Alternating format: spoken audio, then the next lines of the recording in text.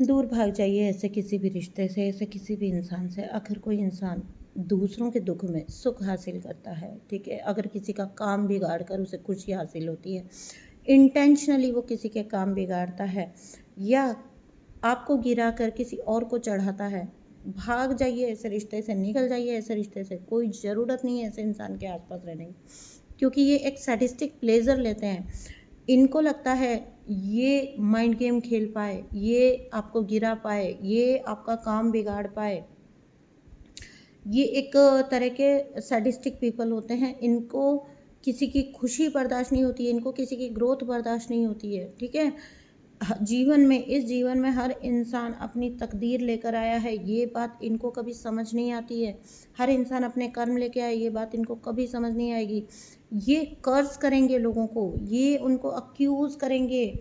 अगर कोई अपनी परफेक्शन से, अपनी टैलेंट से आगे बढ़ा है, ये बोलेंगे कि इसको तो ऐसे ही किस्मत से मिल गया जी, इसने तो ये फलाने फलाने इस तरीके से कमा लिया है, गलत तरीक़ों से कमाया है।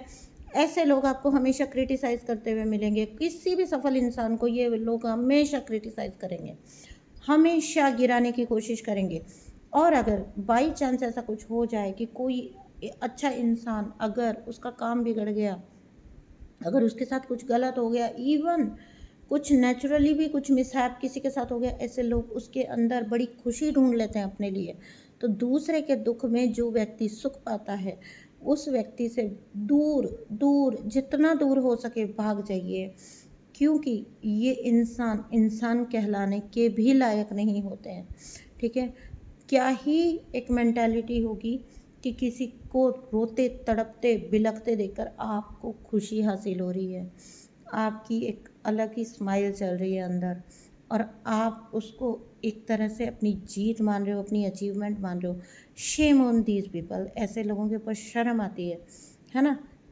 एग्जिस्टेंस, अपनी एग्जिस्टेंस को शर्मिंदा कर रहे हो आप इस धरती पर, अपनी एग्जिस्टेंस को आप, गॉड को शर्मिंदा कर रहे हो इस धरती पर आप, है ना। होते हुए गॉड ने आपको इतना प्योर एक सोल बनाकर भेजा था, आप अपनी सोल सेल्फ को भूल कर यहाँ फालतू के कॉम्पिटिशन्स में पड़ गए।